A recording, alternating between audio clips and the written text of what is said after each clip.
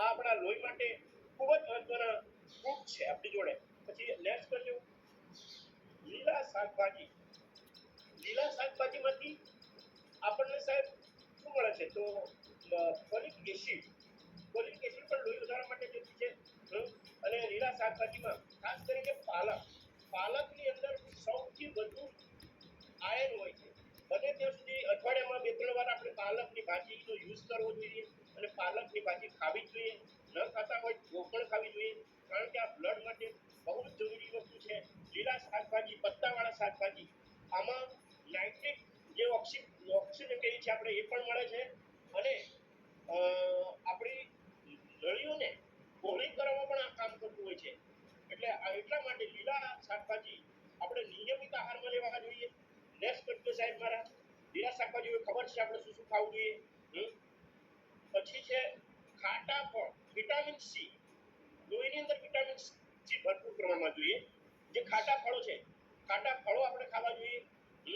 ખાટા ફળોની અંદર આવે છે આપણે કે લીંબુ, સંતરા, ટેટી, પીસ, બીટ, દ્રાક્ષ, બ્લુબેરી વગેરેનું સેવન કરવું જોઈએ.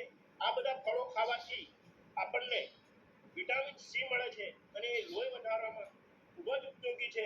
એટલે કોઈને કદાચ ખાટા ફળ ન ભાવતા હોય તો આપણા લોહી માટે ખૂબ જરૂરી છે અને એનો આપણે નિયમિત એનો યુઝ આપણે કરવો જોઈએ. ત્યાર પછી છે નેક્સ્ટ કરજો સર. ત્યાર પછી છે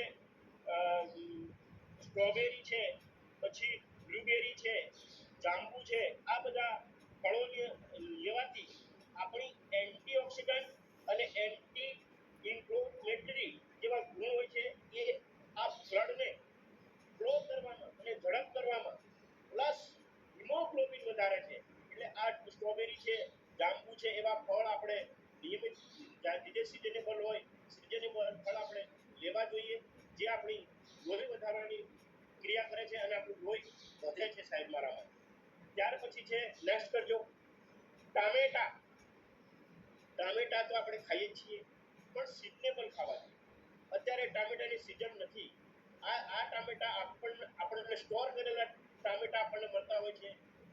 પણ ટામેટાની સિઝન હોય ત્યારે ટામેટા આપણે ખાવા જોઈએ અને ટામેટાનું સેવન કરવાથી હિમોગ્લોબિન વધે છે અને લોહીમાં પણ વધારો થાય છે.